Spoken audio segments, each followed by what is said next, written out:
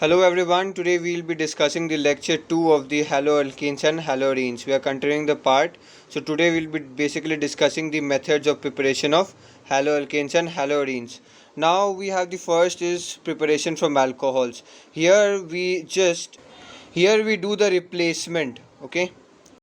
Here we see the replacement of OH, the alcohol, to X. Here we took a lot of reactions. You can see ROH is reacted with HCl gas and it gives RCl and H2O. The catalyst we use is ZnCl2. Here nothing was done, just the Cl was replaced. You see that this went here and this came here. So there was the replacement of OH to X. Same it's here, it's ROH plus NaBr plus H2SO4. We get that the Br is shifting this side and we get the products. Then it is ROH plus PX3 gives 3RX. Three products we use, it's 3 in reactant, so this balancing the group, and we see that this comes here and this comes here.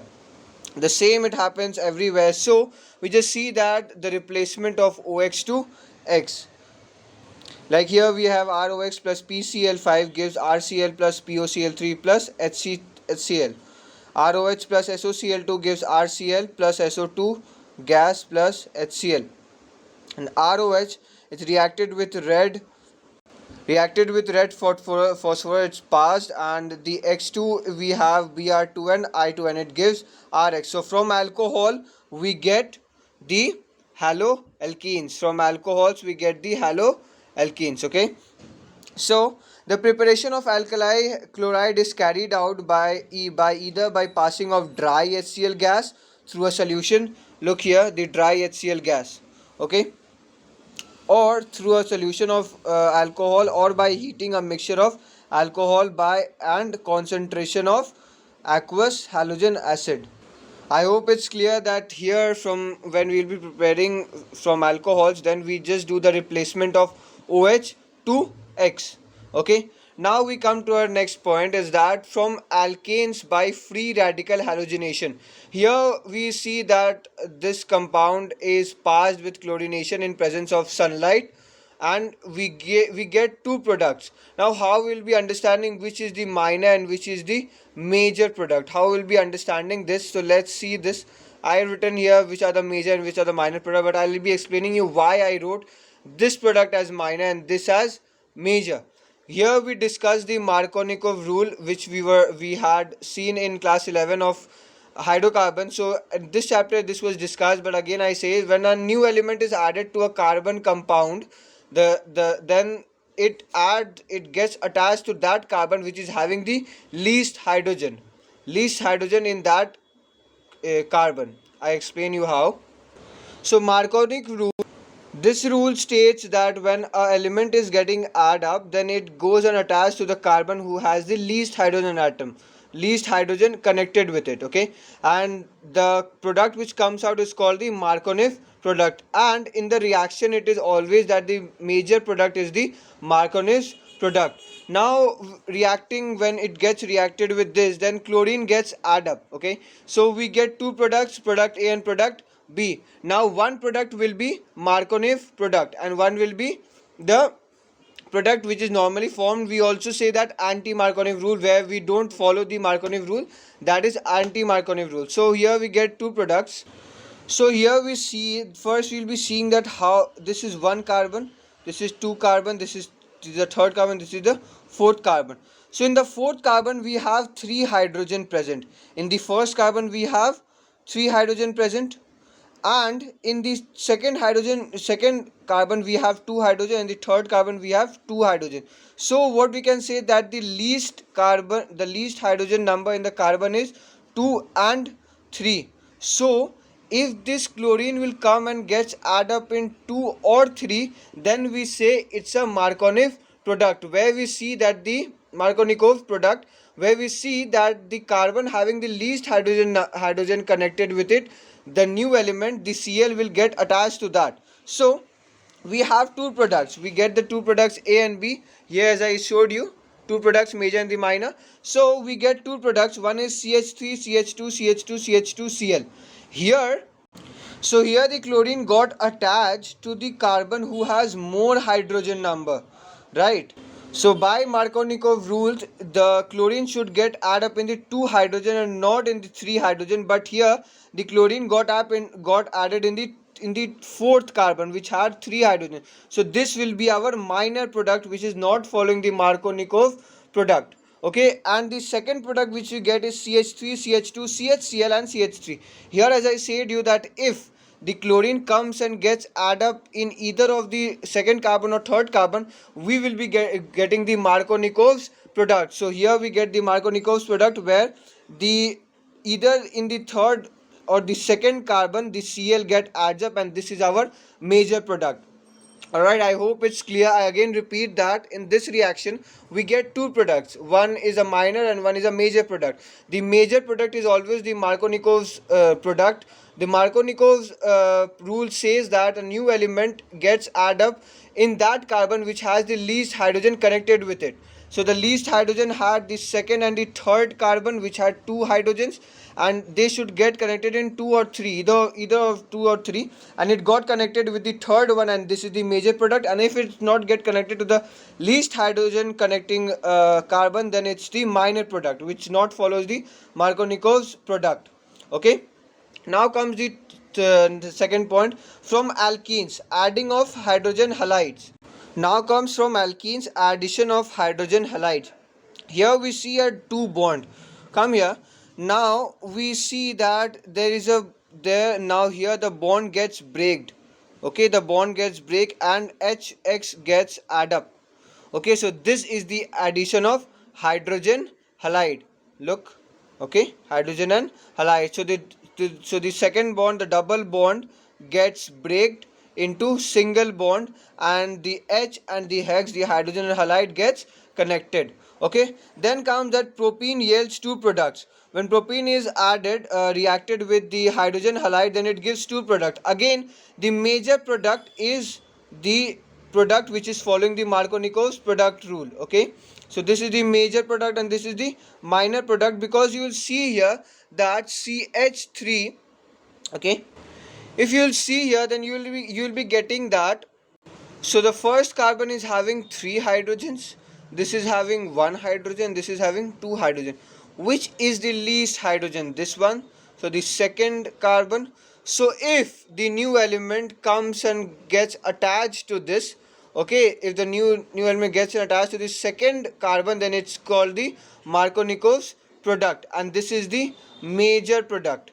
Okay, so here we see that in the second carbon, yes, we get here the second carbon, the new element Hi is added, the halide, and so this is the major product and this is the minor product. Okay, because here this I, the X, the halogen, gets add up in the third carbon which had 2 hydrogen, which again does not follow the Markovnikov product, and this becomes the minor product. Alright, now comes addition of halogen. Addition of halogen, here again we will be seeing that the bonds are broken and the double bond is broken, and we get the 2 halides connected with it. Alright, and the catalyst we are using here is carbon tetrachloride. So we see that the double bond gets break up and this happens, and then we get that the 2 bromine gets add up, and we say it's a vicinal with dibromide. Okay, and this is the product form. It is Br connected with H2 and 2H2 Br.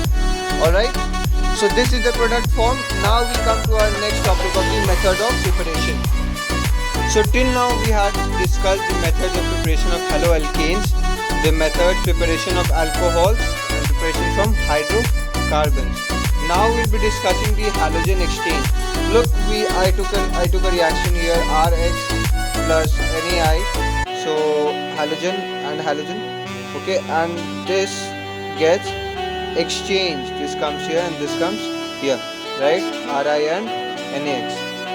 Now in halogen exchange we get 2 reactions. One is Finkelstein reaction and Schwarz reaction. So we discussed the first reaction, Finkelstein's reaction.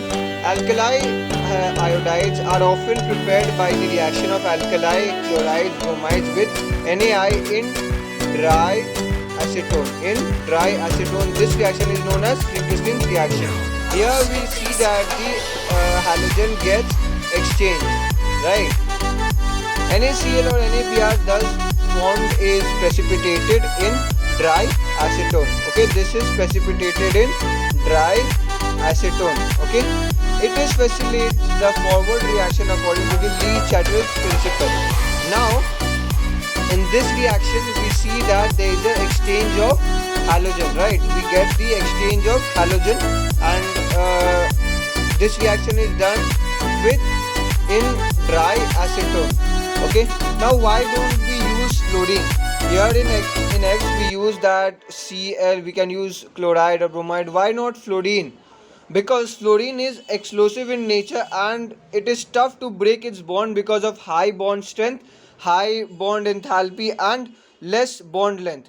These everything was discussed in lecture 1, so you can go there and you can understand all these things, why, how the bond strength is more of fluorine, and how the bond enthalpy is more and the bond length is less. Bond length is less because of the electronegativity, right? Electronegativity is the most of fluorine, so bond length is decreasing. Bond length decreases, it means bond strength increases, and bond strength is directly proportional to bond enthalpy. So bond strength increases, bond enthalpy increases. Now we come to our second point, which is Schwarz reaction. Now comes the Schwarz reaction. The synthesis of alkali fluorides is best accomplished by heating on alkali chloride bromide in presence of metallic fluoride such as AgF, HF2COF2 and or SFF3. This reaction is termed as Schwarz reaction. So it is the alkali fluorides. Look here, be careful with this. Alkali fluorides by heating an alkali chloride or bromide in presence of metallic fluoride such as AgF, HF2, COF2 or SbF3. This is the reaction CH3Br plus AgF, CH3F plus AgBr. You see that it is exchanged, right? It is exchanged. Now some moments earlier I just told you that F has very bond length is less, so bond strength is very much and bond enthalpy is very much. So how can it break? Breaking is really very tough, right? Breaking is really very tough. Tough is in ionic bond. This all thing depends in the ionic bond. When it's an ionic bond, then it is very tough to break the bond of fluorine. Okay, but in a covalent bond, it can easily leave. Okay, so why this reaction happened is because AgF is not ionic, it is a covalent compound. It's a covalent compound, right? So when it's a covalent compound, then Ag and F can get separated easily, and then fluorine gets and adds up with CHF, CH3 and F, and then how, like this we get this value, this product. You understand? If anyone will be asking you why AgF gets break down easily, then you will say that it is not an ionic bond. When it's an ionic bond, then we see that the bond length is very less, and the bond strength is more because of bond length, because bond length is inversely proportional to 1 by bond strength. Everything was discussed in the lecture 1 video, so you can go and check out that. So the F is the compound F, like CF I would say, or AG or NaIF. First, this is very explosive, okay, and it reacts very fastly. It reacts very vigorously, I could say. It reacts vigorously, and the bond length is decreased, so bond strength is increasing and bond enthalpy is decreasing when it's an ionic bond. But in a covalent bond, we have that it's a mutual sharing, right? It's a mutual sharing, so we get the Ag and F bond breaks easily, and like this we get the reaction done with the alkali fluorides. So this was the thing. I repeat once again, this reaction, it is said that the synthesis of alkali fluorides is best accomplished by heating of alkali chloride or bromide in presence of metallic fluorides such as AgF, HF2. All are covalent bonds. Okay, all are covalent bonds. Those which are mentioned here, you can note this down: AgF, HF2, COF2, or SOF3. Okay, SBF3. Sorry, these things you can get in the NCERT book. Okay, so it's not a problem if you don't even note down. You can go and see, it is there in the NCERT book. Now the Squartz reaction is CH3Br plus AgF is connected, is reacted, and we get the two products CH3F and AgBr. We'll be seeing that the halogen gets exchanged. Okay, the halogen gets exchanged. Here it was this, so this bond is easily broken because it's a covalent bond, and here we see a mutual sharing of electron, we see here. So this comes out, right? This comes out, and this is broken down, and this goes here, and this comes in here, and we get the product as CHF and AgBr. Now we come to our next point, which is Darjan's process. First, we will see a very quick difference between the Squartz and the Finkelstein reaction. So here we get that the higher halogen replaces lower halogen carbon chain. The higher halogen replaces lower halogen, form the hydrocarbon chain. Rx plus NaI gives Ri plus NaX. So this is getting replaced. Okay, so this is the carbon chain. Okay, so if HX, then the compound is precipitated in the dry acetone and gives a forward reaction according to Le-Chatelier's principle. And in Squartz reaction, we have that only and only fluoroalkanes can be prepared by Squartz reaction, since fluorine is highly reactive and explosive in nature. And this is the reaction: CH3Br plus AgF gives CH3F plus AgBr, and AgF is a covalent compound, so F easily gets out and it gets add up in the carbon chain, the R, and it gives CH3F. Now we will be discussing the Darjan's process. So now we come to our point, Darjan's process. Preparation of haloalkenes can be prepared by using the thionyl chloride, SOCl2. The reaction where we saw the method of preparation from alcohols, then we saw this reaction. Now I am defining this reaction. This reaction is called the Darjan's process. Okay, this is called the preparation of haloalkenes can be prepared by using thionyl chloride, SOCl2.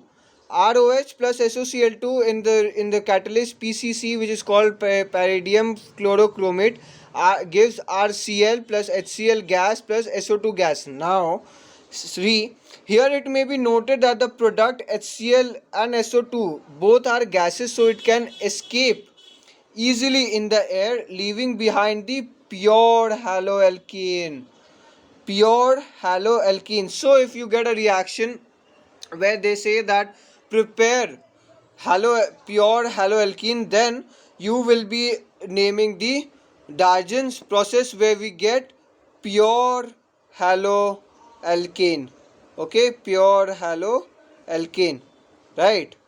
RCl, or the pure haloalkane, we get this, and this is the process. So ROH, which is an alcohol, gets reacted with thionyl chloride. Okay, and it in the presence of catalyst, please mention everything when you get a question that prepare a pure haloalkene. Then we take an alcohol ROH plus SOCl2 and pyridium chlorochromate, the catalyst used. This is the catalyst right here, catalyst used, and here we get RCl, which is the pure haloalkane, and HCl gas and SO2 gas, which escapes out.